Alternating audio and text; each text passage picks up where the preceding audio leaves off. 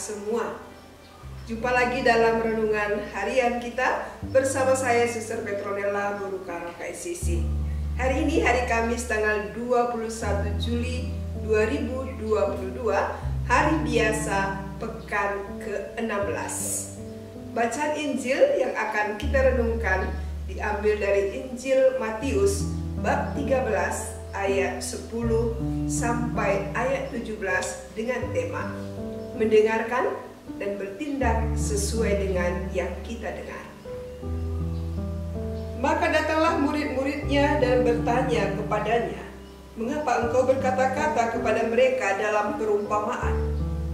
Jawab Yesus, "Kepadamu diberi karunia untuk mengetahui rahasia kerajaan surga, tetapi kepada mereka tidak. Karena siapa yang mempunyai, kepadanya akan diberi, sehingga ia berkelimpahan. Tetapi siapa yang tidak mempunyai, apapun juga yang ada padanya akan diambil daripadanya. Itulah sebabnya aku berkata-kata dalam perumpamaan kepada mereka, karena sekalipun melihat mereka tidak melihat, dan sekalipun mendengar mereka tidak mendengar dan tidak mengerti. Maka pada mereka genaplah nubuat Yesaya yang berbunyi, kamu akan mendengar dan mendengar, namun tidak mengerti. Kamu akan melihat dan melihat, namun tidak menganggap.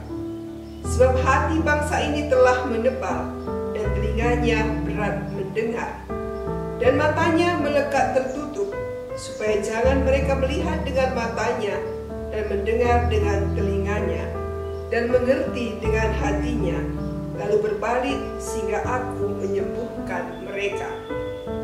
Tetapi berbahagialah matamu karena melihat dan telingamu karena mendengar.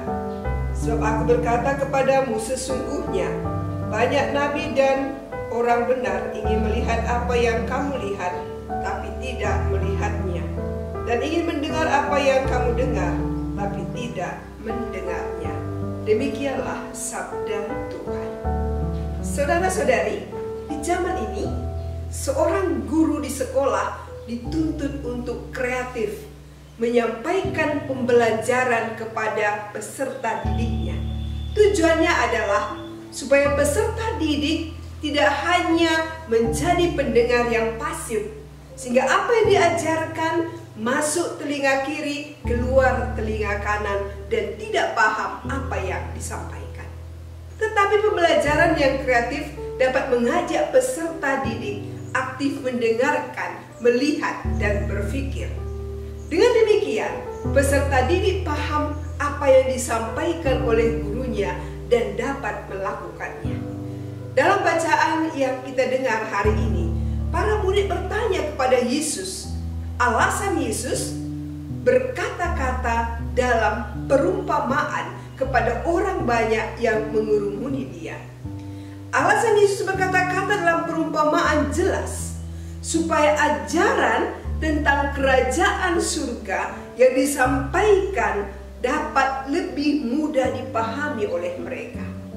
Sama seperti pastor yang berkhotbah di gereja dengan membuat ilustrasi yang diceritakan dengan menarik, umat akan lebih mudah memahami pesan yang mau disampaikan.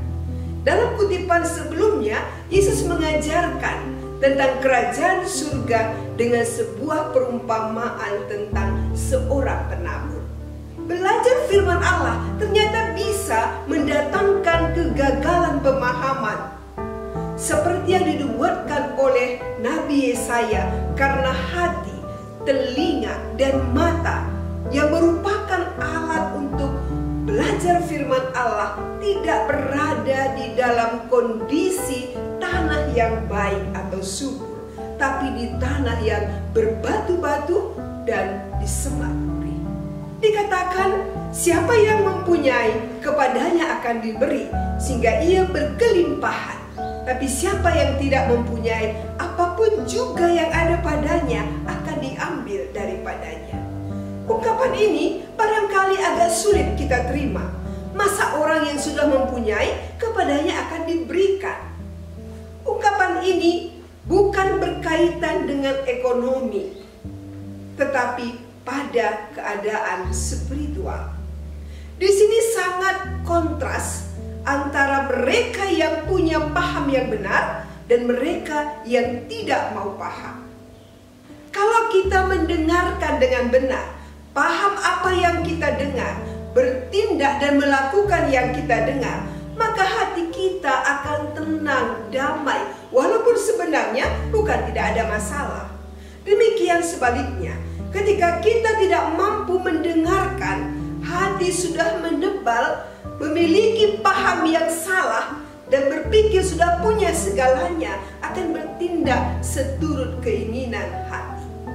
Orang yang berpikir hidupnya sudah tenang, akan tiba waktunya menemukan fakta bahwa ketenangannya itu palsu. Akhirnya orang akan sadar, uang tidak menjamin hidup tenang, bahkan sering menggelisahkan. Pasangan, pekerjaan juga tidak menjamin hidup kita tenang. Sampai pada akhirnya apa yang kita miliki itu pun diambil dari kita.